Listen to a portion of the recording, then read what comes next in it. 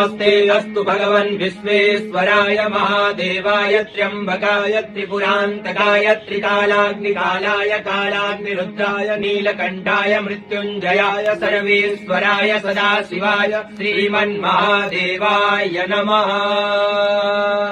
ॐ नमस्ते अस्तु भगवन् विश्वेश्वराय महादेवाय त्र्यम्बकाय त्रिपुरान्तकाय त्रिकालाग्निकालाय कालाग्निरुद्राय नीलकण्ठाय मृत्युञ्जयाय सर्वेश्वराय सदाशिवाय श्रीमन्महादेवाय नमः।